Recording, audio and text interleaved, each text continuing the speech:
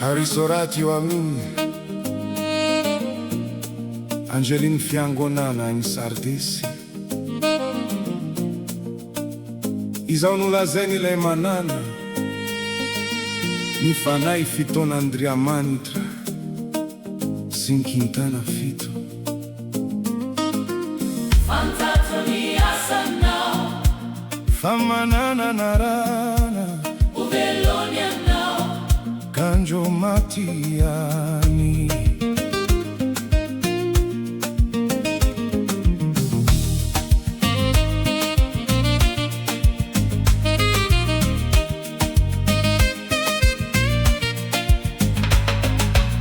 Fantatro ny asanao, oi ny Tompo, Misy, lazanao, velona ianao, Kanefa maty anatinao, Miverena, mifoha ianao, Izao, mifoha ianao, aza matory intsony, Hamafiso izembola, sisa velona,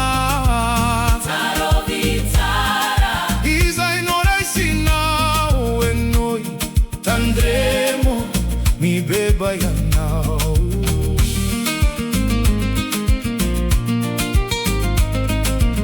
Raha tsy mifoha ianao, o izy hoavita haka ny mpangalatrao.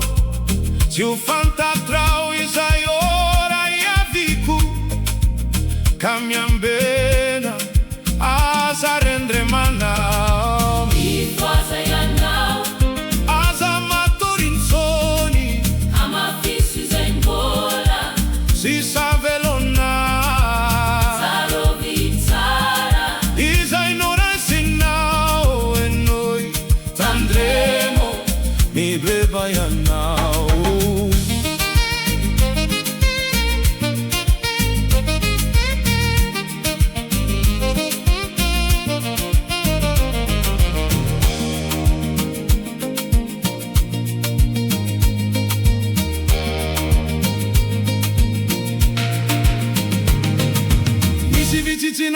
Toni fitafiani, yaramande amin'ny itafilamba fotsy, fa mendrika izy, oi ny Tompo, hovoa soratrao amin'ny boky ny fiainana, izay mandresy deo tafina fotsy, tsy ho fafana